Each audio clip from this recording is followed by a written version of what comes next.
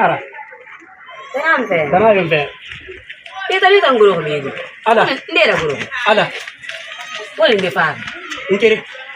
Teka din. Madi di mo nambe. Di mi be. Wallahi madi latim mastoki ala nantun no marabadi. Aha. Ntan din na handi fu anun saka. Do kiri bin la man tan yam faki e zabe futita. Je to kay kunti na kusuno tiga bi Senegal ma bi yemi ne kam men ne. Wallahi honna tan ne na inkiri na. Ngam sabe nyamin na ko no. Ma kun den ngani ma. Ada wata nila dito. Wallahi.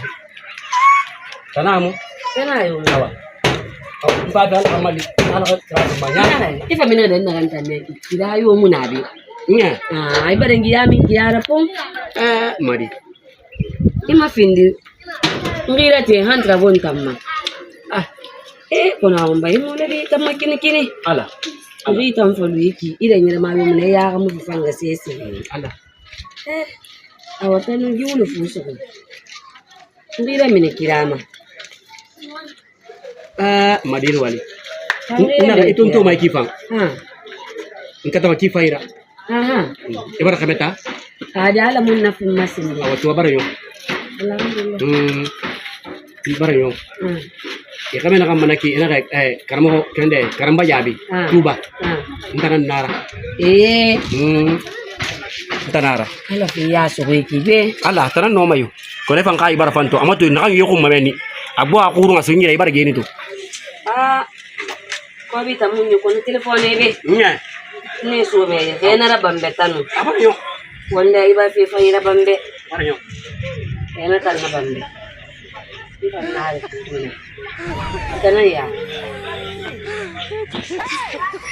Iba sa kanna. Mada apa yo? Wallahi summa wallahi to ibara geni. Ina so yayi maka numari mu yomma wala ba ta.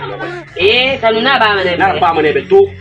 Ampang kami may kami paman. Ko ang halati. Kanu hala na ba Pito maji. Ito mo. Entam mo yung mebarang. Allah kita nama. Ane pera batu iman yung mebarang bantu set.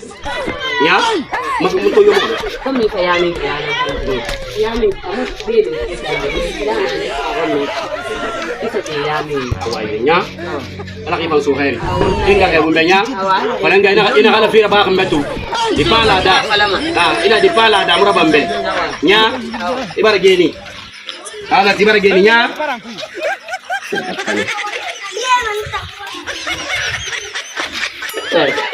Don ni na bendi na fongu. Mbar do ko nyami ne be ko pisa bille. Me ay tribo no baya zuro mai. Ifang. Iban dia. Kono akiri gebi ngoro kameta. Ina ko yurma kameta hale na ngwano kana ndoko be kameta ne. Awon kameta ngoro ngom kameta be halan bi ko be.